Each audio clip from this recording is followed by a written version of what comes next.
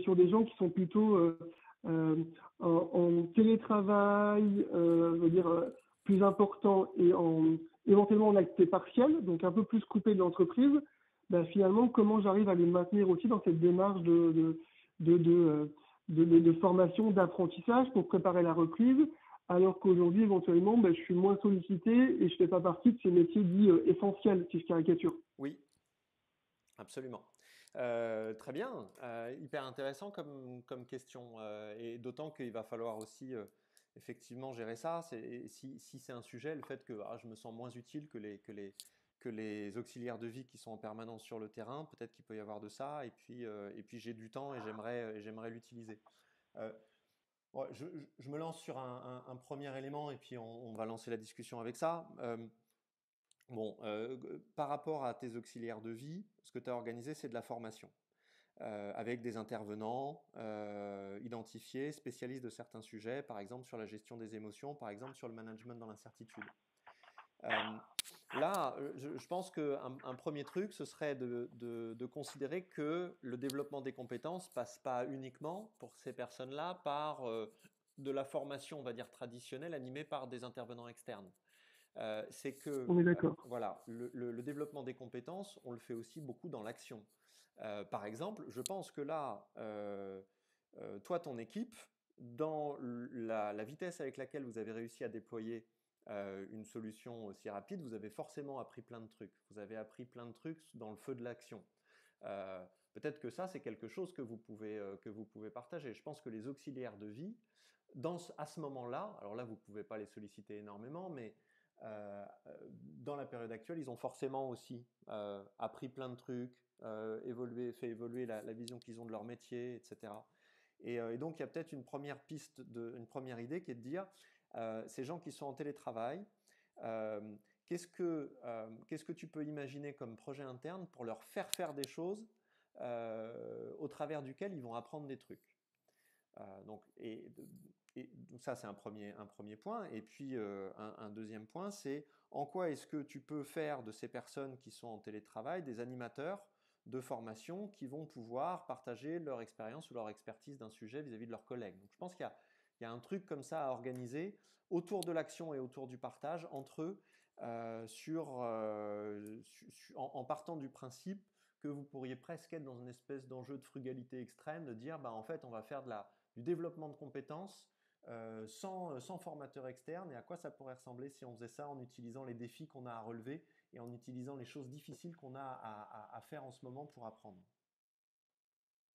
Ouais, enfin, je partage ce que tu dis, c'est super intéressant. La deuxième étape en fait, de notre réflexion, pour l'instant, en effet, on s'est focalisé sur ces besoins prioritaires, mais c'est en effet comment on renforce finalement les échanges aussi entre pairs, Oui, et notamment, en effet, tu parles d'animateur de formation, c'est finalement un moment aussi important qui permet de créer du lien entre les équipes qui sont en distance, par le biais du partage de savoir, d'expertise, de connaissances, enfin, tout ce qu'on appelle un peu le peer-to-peer en formation, qui est vraiment cette phase où j'apprends avec mes collègues, j'apprends avec mes pairs, j'apprends avec les autres, et qui est un moyen aussi, je pense, de maintenir un lien dans une période encore plus comme celle qu'on vit aujourd'hui. Donc, ouais, non, mais t'as raison. mm, Ouais, et je suis d'accord et je trouve qu'en plus dans ce que tu dis là, ce par quoi tu finis avec l'échange entre pairs, il y a aussi, c'est peut-être aussi le moment de lancer un peu des formations en cascade où l'un de ceux qui reçoit la formation peut ensuite la redonner aussi. Et ça peut donner aussi vraiment une meilleure intégration un peu de la formation et en même temps une possibilité pour chacun de prendre part à ce package un peu de formation. Ça, c'était juste pour rebondir. Et sinon, moi, je pense à complètement autre chose quand je vous entendais. Je me disais peut-être que comme l'enjeu, il est de maintenir le lien par la formation, et notamment pour ceux qui ne sont pas forcément sur le front, entre guillemets, et qui peuvent être en télétravail, c'est peut-être aussi le moment de demander un peu aux gens, puisqu'il y a un peu du temps qui se dégage, s'il y a des besoins de formation ou des envies de formation qui ne sont pas forcément, pour le coup, liés au contexte ou pas forcément prioritaires, mais qui leur ferait plaisir de faire et qui, du coup, peuvent les remettre un peu plus dans la boucle et les remettre un peu acteurs, pour le coup, de leur parcours de formation à ce moment-là où il y a plus de temps qu'habituellement. ouais, ça revient un peu à ce que Oui, Patrick dit aussi sur le chat. Il dit utiliser le confinement pour faire des formations essentielles et donc classiques, c'est peut-être les faire moins bien, alors que si on fait des formations inhabituelles, du coup, c'est que du plus et c'est forcément quelque chose qui peut pas décevoir et qui est forcément un plus. Moi, je me disais Ouais, autre chose ouais, aussi. ouais, Vas-y, Étienne, je t'en prie. non, non, vas-y, je m'en parlais pas. Ouais, ce que je me disais aussi, c'est que, parce que tu parlais aussi du lien avec les auxiliaires de vie, euh, les auxiliaires de vie, là, en ce moment, donc je ne peux qu'imaginer ce que c'est que d'être sur le terrain. Je les imagine couverts de la tête aux pieds à chaque fois qu'ils rentrent chez un patient. Je les imagine frustrés de ne pas pouvoir apporter le soin et la qualité de soin et la chaleur humaine qu'elles apportent à l'heure actuelle, mais en même temps avec un sentiment d'utilité quand même énorme dans cette période. Enfin, je pense qu'ils doivent traverser toutes les émotions.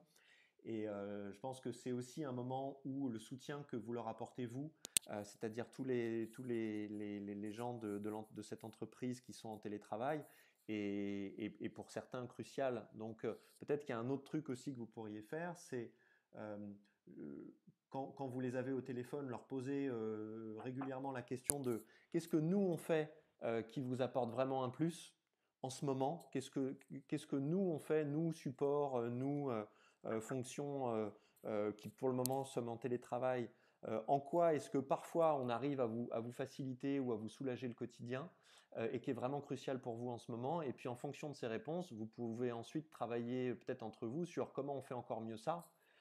Et comment est-ce qu'on arrive, parce que ça du coup c'est notre rôle, et au passage comme ça valorise aussi les fonctions en télétravail qui pourraient se dire on est moins utile à ce moment-là. Bah non, en fait, on apporte sur certains sujets, on apporte un soutien crucial à des gens qui en ont cruellement besoin, à savoir les auxiliaires de vie. Et comment on peut être encore meilleur dans ce rôle-là, sachant que grâce à ça, on a identifié vraiment notre valeur ajoutée la plus forte dans cette période-là.